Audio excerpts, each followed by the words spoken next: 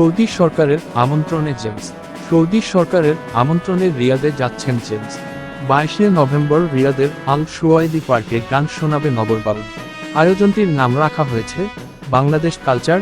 এটি সৌদি সরকারের আয়োজন রিয়াদ সিজনের অংশ।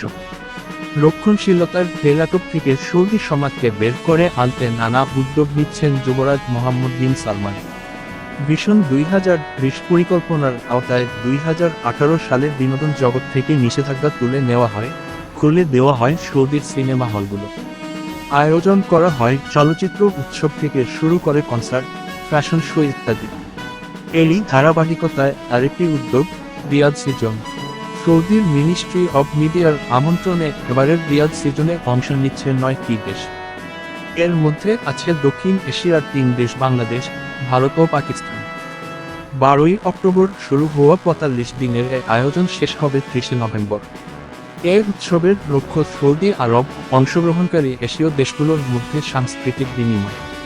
উৎসবটি শীতকালীন বিনোদনের অন্যতম আয়োজন হিসেবে বিশ্বব্যাপী মনোযোগ আকর্ষণ করবে বলে আশা করছে সৌদি সরকার। আমন্ত্রিত প্রতিটি দেশের জন্য বরাদ্দ করা হয়েছে 1 সপ্তাহ। সেখানে এসব দেশের সঙ্গীত, নৃত্য, ঐতিহ্যবাহী খাবার তুলে ধরা হচ্ছে।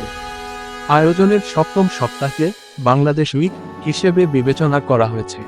20 থেকে 23শে নভেম্বর পর্যন্ত সেখানে বাংলাদেশের শিল্প ও সংস্কৃতি তুলে ধরা হবে। নগরবাউল ব্যান্ডের ব্যবস্থাপক রুবাইয়াত ঠাকুর প্রথম আলোকে বলেন, 20শে নভেম্বর সৌদি সরকারের আমন্ত্রণে আমরা প্রথমবারের মতো রিয়াদে যাচ্ছি। আয়োজনটিতে বিনামূল্যে গান শুনতে পাবেন দর্শক। আশা করি ভালো একটা শো হবে। প্রবাসী বাংলাদেশিদের আমন্ত্রণ জানাচ্ছি।